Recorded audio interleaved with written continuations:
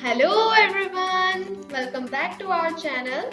So we have completed two parts of chapter 6, physical activity and leadership training, and today we are going to start part 3 of chapter 6. So let's proceed. Today we will be discussing the last topic of the chapter, safety measures to prevent sports injuries.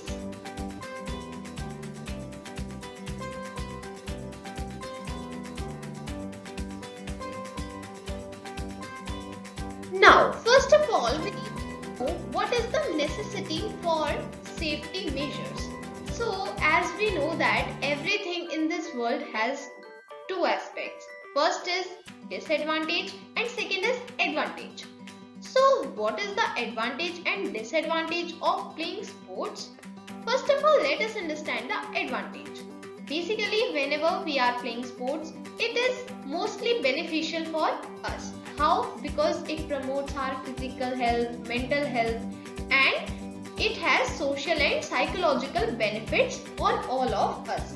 It also improves physical coordination, our mental and physical fitness, our health, and self-esteem and self-confidence are also built.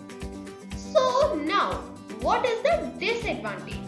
Whenever we are playing sports, then we are at a great risk of getting injured, and sometimes the injury can be too bad that it can even take a long time to heal. So this part is the main disadvantage of playing sports. But this does not mean that we do not play sports, but instead we can have some safety measures while playing sports. So we will be physically and mentally fit too, and we will also not get injured.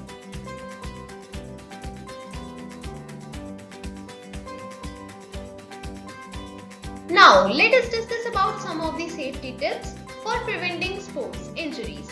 First is warm-up is necessary before practice or training.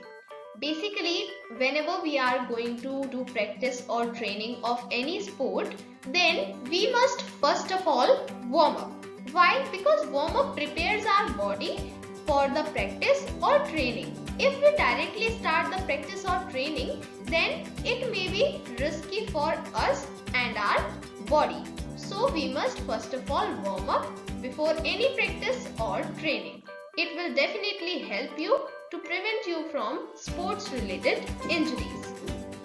Also, stretching exercises can be performed as warm up.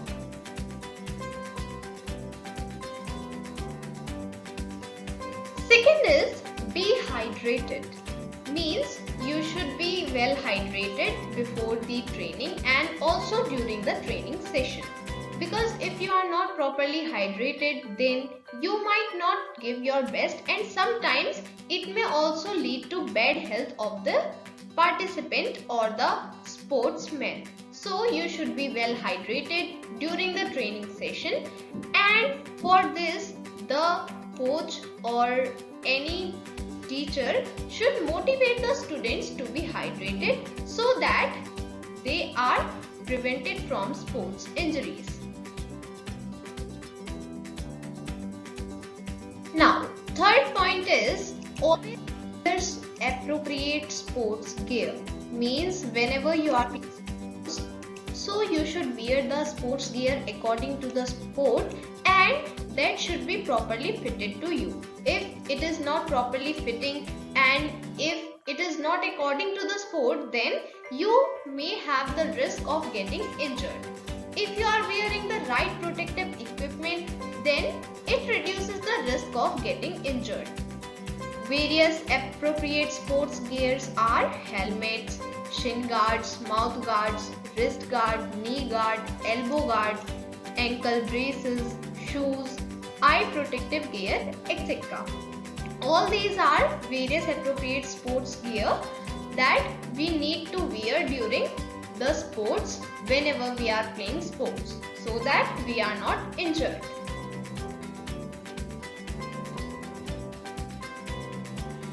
Follow the rules and regulations of the game strictly. Basically, whenever we are playing any sport or whenever we are participating in any competition or anything, then we are given with a set of rules and regulations that we are asked to follow.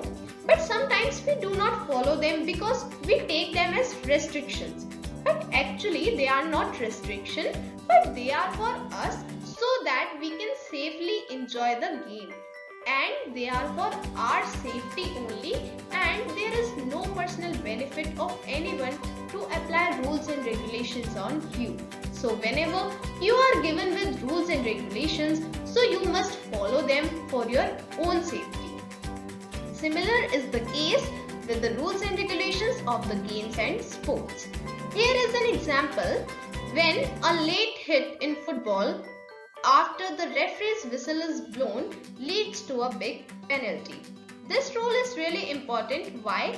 Because a player could be seriously injured if he is not expecting a tackle after play has stopped. So, whenever you are given these rules and regulations, then you must follow them accordingly and you must not take them as restrictions.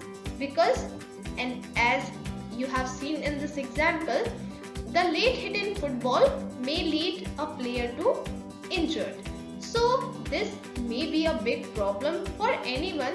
So this is why we need to follow rules and regulations of the games very strictly. Next is give priority to rest. Rest is something that we need when we do mental work as well as physical work. Whenever we are doing any work or we are playing any sport, then we need rest. Our body needs rest, our mind needs rest. So if we are not giving enough time to rest, then it may lead to injuries. How? Suppose that you have just attended a very long training session. You are tired mentally as well as physically. And now you are again going for another training session. So what will happen? You will be tired so much that you will not perform very well in the next training session, and it may also be possible that you might get sports injury. So this is why we need to give priority to rest. That's why a sports person should take at least 1 or 2 days off each week from any particular sport. Whichever sport he or she is playing in, he or she should take at least 1 or 2 days off from each week. And this is how you should give proper time to rest also.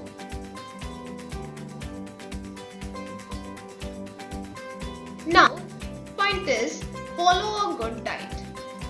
This is very important point for being prevented from sports injuries. How? Suppose you are taking a very well balanced diet, then you will give your best to whichever sport you are playing. But if you are not taking a good diet, you are not taking the supplements which are good for you, but instead you are taking the supplements which are not guaranteed as safe, then what will happen? You will have a weak health and your body will become weak, as well as your mind will function slowly. So this is how good diet is very important for us, and we should follow a good diet so that our body is healthy, we can perform well in our sports, and also when we are performing well, then we have less risk of getting injured. Don't play when you are injured. Of course, some people may say, who plays when you are injured? But no, some people play. Those who are sports lovers, they love to play. They even play when they are badly injured. So, if you are injured, you are having any sports injury, so you must not get right back in the game, but instead you should give the injury proper time to heal. Only then you should be back to your game.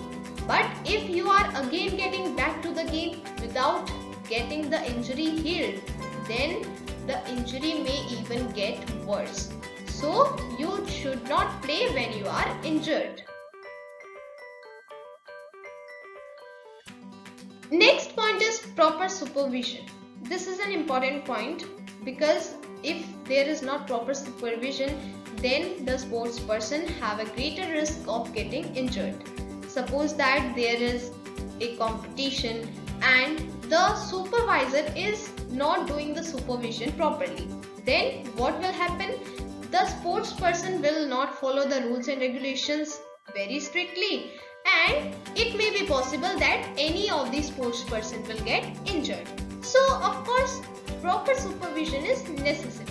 An experienced adult who has a proper experience of supervision should be appointed for this task.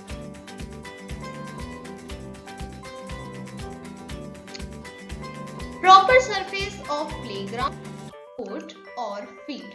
This is also another important point for preventing from sports injuries. How? Basically this point is especially for children. Whenever children are playing, they many times fall. And suppose if they are falling on the playground and the playground is not properly surfaced, then what will happen? They will get badly injured.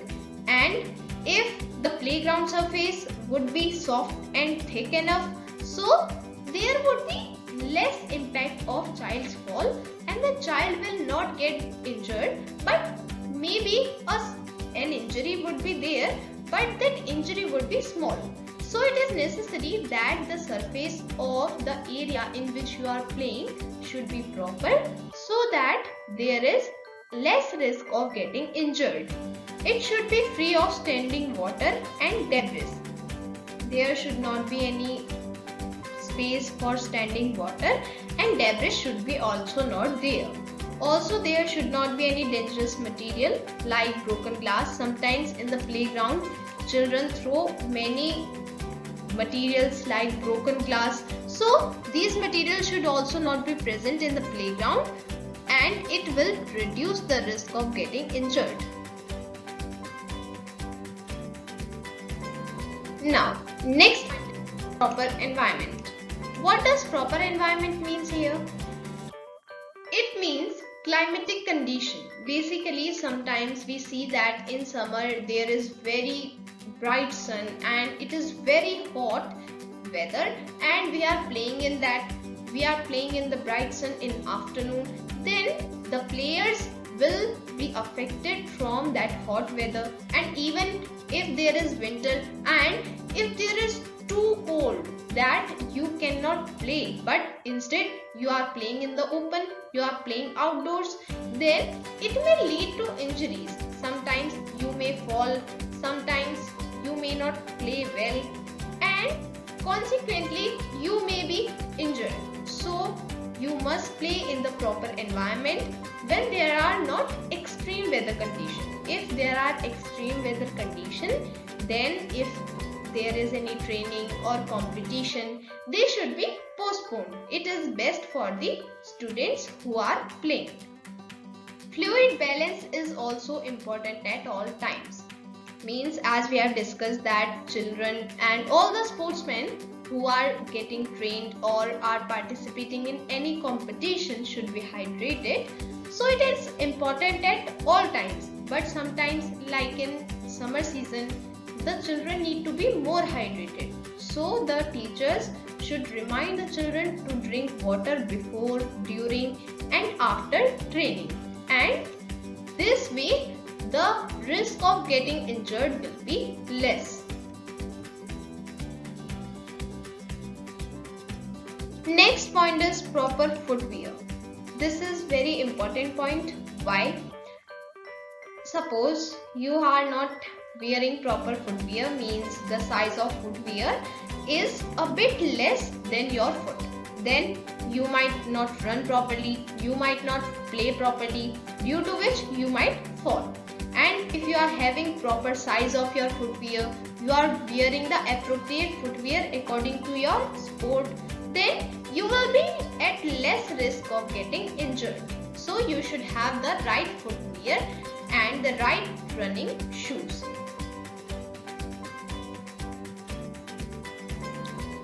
Now, last point, equipment should be designed according to age. Basically, whenever we are playing sport, then we should keep in mind that we are using the equipment which are according to our age.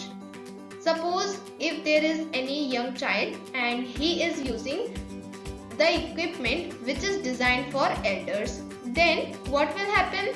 The child will be at risk of getting injured because the equipment sizes and proportions are according to elder people and the young child is using it. So of course there will be risk of getting injured. If you want to have a safe play, then you should always use the equipment according to your age. Wooden equipment should not be cracking. If there is any wooden equipment which you are using in your sport, that should also not be cracking. You should keep it in mind.